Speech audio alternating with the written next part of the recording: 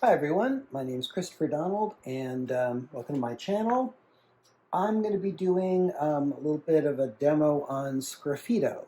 And first off, I'm just going to talk a bit about the process and show a couple of examples. So basically, Sgraffito is where you put a thin layer of a contrasting liquid clay color onto clay which is generally leather hard, all the way up to, I guess, greenware. Sometimes people will do it on greenware. I don't like Sgraffito on greenware because it just makes a lot of dust, but generally on leather hardware.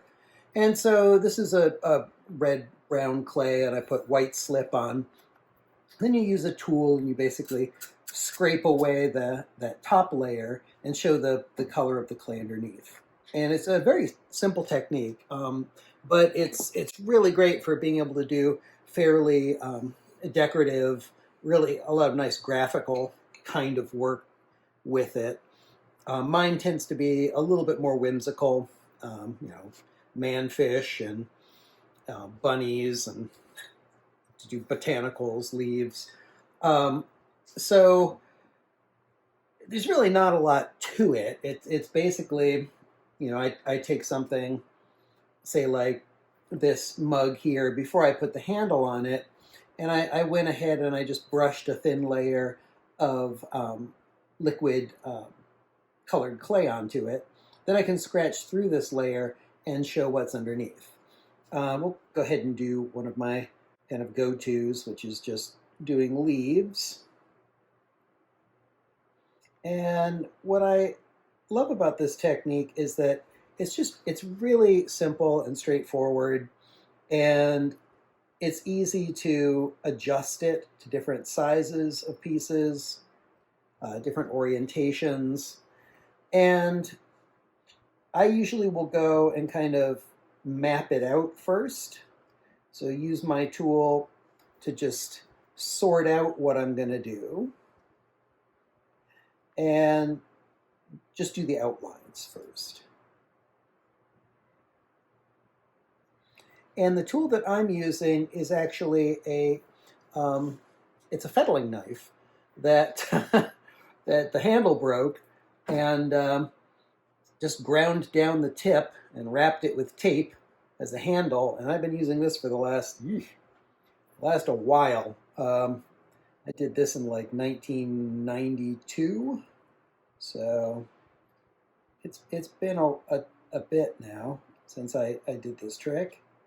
You can use anything.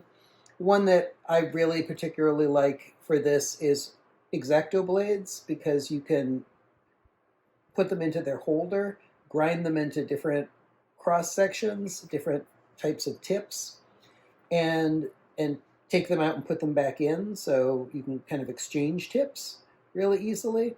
And old X-Acto blades, I mean, if you lose it, it's not like you can't get another X-Acto blade, used X-Acto blade, or I guess just buy a brand new one and sacrifice it to the clay gods. So go ahead and just get these ones traced in, and I do my little center vein on the leaves.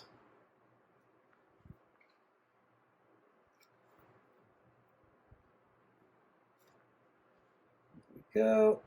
And I talk a lot with my students about the idea of just, inspiration kind of coming from what it is that you naturally like and like to do. I originally started as a botany major, so a lot of my inspiration comes from doing botanicals or natural objects. And I also have written some children's books and illustrated them, and some of my imagery comes from those stories too. So if whatever you can pull from your own mythology or your own kind of background, it's going to make your work stand out a little bit more, because you're using concepts and images that other people won't, because they're not part of the common general consciousness. They're part of your own inner mythology or your own storytelling. My program was considered pretty conceptual for an undergraduate program, where the head of the program really wanted us to explore um, the ideas of what we were doing as much as the how of what we were doing. And so he encouraged us to come up with broader, bigger ideas for what's fueling our work. And I might have taken it too far. And I was writing my own stories and then doing imagery based on those stories. Um, but I still like a lot of that. And the images that I'm most known for are the simple animals and fish and things that I came up with in I mean, that was like my sophomore year of college, undergraduate, so it's been a while. Right now, I'm purposely doing one here that is a little bit quicker, so you can kind of see the process a bit in real time. So you can see, it's really it's just a nice, gives you a woodcut kind of a look, um, like lithography or something, or sorry, woodblock prints, and depending on the scale of what you're trying to decorate, you can leave more positive space.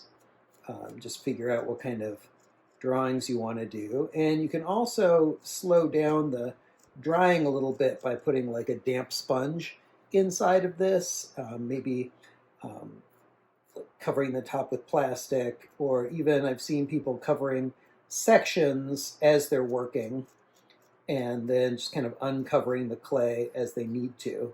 So I'd have like one side of this wrapped up with saran wrap and the other parts open where I'm carving in order to keep it from drying out too fast. And you can also spray it down. A little bit of water won't affect this clay surface that you've put on it adversely. And you can combine Sgraffito with other techniques. So I could have figured out basically like maybe where I want these leaves, and then even scratch the outline of them in, and put another color where the leaves were. Maybe all the leaves are completely different colors, and the background is a different color. So where I'm painting the slip is something that I can control as well. It doesn't need to be an entire field of the same color. And then I can use the Sgraffito to kind of bring out those individual sections as I want to. If you're doing this and it's really dry, make sure that you're not kind of like blowing these clean. Grab yourself like a paintbrush or something. Wear a respirator. Do it outdoors, especially if you're doing this on greenware. It's not great for you. And even when you're doing it with leather hard clay like this, I need to be cautious that I vacuum up when I'm done.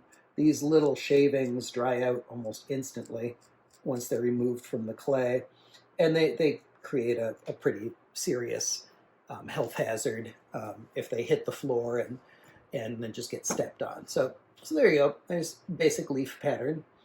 For something like this bottle, I might do something a little bit larger, or I've been playing around with one pattern which is basically just kind of grass, and that one's been a lot of fun to kind of mess around with, where I'm doing different sections of long grasses.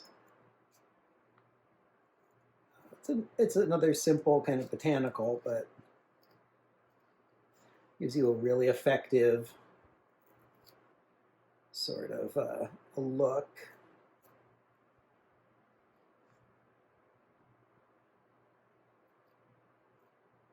Let's do a little bit of that.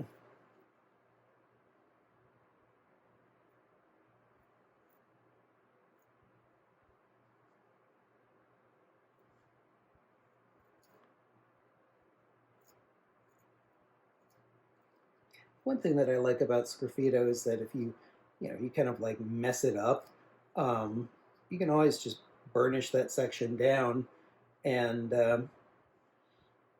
just re-scratch it. add some more slip and do it again. So you don't really have to be too worried about whether or not it's absolutely perfect all the time. There you go. So I would go along and I would do the whole thing with that, and then I would come back and remove the extra. So that's Sgraffito, and super encourage you guys to do this. The kind of classic ones are doing like really dark on light clay and you know, like black on porcelain, and doing you know, white on dark clay. But sometimes it's fun to do ones that aren't super far different from each other. You know, doing like a light green on a white clay, or light blue, or something like that, where it's less contrasty and it can be just as attractive. So there you go, Sgraffito. Thanks for joining me. Make sure to subscribe to my channel and you'll get alerts on when I post new content, which is fairly frequently. All right, I'll see you soon. Take care. Bye.